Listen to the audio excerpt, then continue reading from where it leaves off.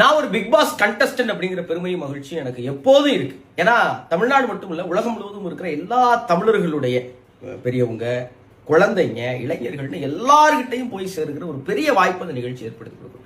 அப்படிப்பட்ட பெரிய நிகழ்ச்சியில நம்ம இருக்கிறோம்னா நம்ம எவ்வளவு பொறுப்போடு இருக்கணும், எவ்வளவு நாகரிகமா இருக்கணும், எவ்வளவு தெளிவா இருக்கணும், எவ்வளவு சமூக அக்கறையோடு இருக்கணுங்கிற எல்லாமே எங்களுக்கு இருந்ததா நான் நம்புறேன்.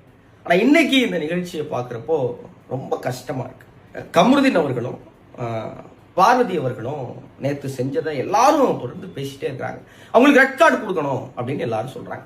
ஒருவேளை பார்வதிக்கும் கமருதீனுக்கும் ரெட் கார்டு கொடுக்கறதா இருந்தா அது அவங்க பிடிச்சி கீழே தள்ளி விட்டாங்கிறதுக்கானதா இருக்கக்கூடாது.